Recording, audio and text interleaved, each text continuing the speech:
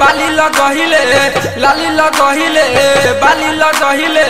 कि अब तू छौरी देखी हंसले गे छौरी माला हवा से फंसले गे छौरी माला हवा से फंसले गे लाली लगहिले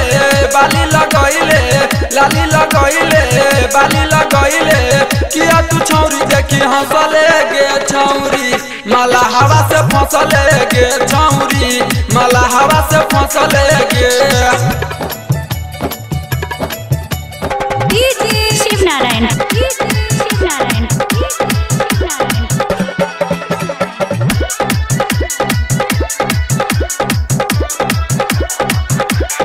आए हाय फूल जैसन फुलाइल बदनिया सुपर मारै छौ लाइट गे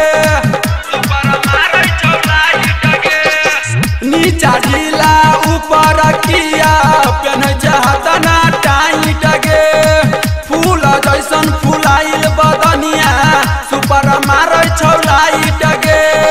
सुन गे रहनी चढ़ल जवानी सुन गे रहनी चढ़ल जवानी ओठ पला लिखिया घसले गे छौरी माला हवा से फंसले गे छौरी माला हवा से फंसले गे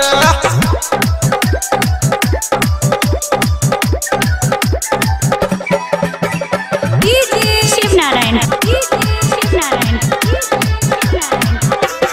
आए हाय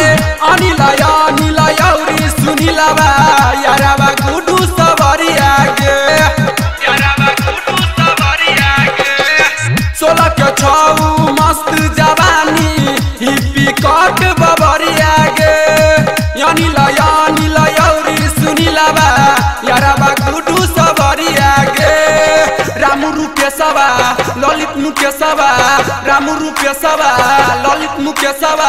धक के कुली नसले गे छौरी माला हवा से फंसले गे छौरी माला हवा से फंसले गे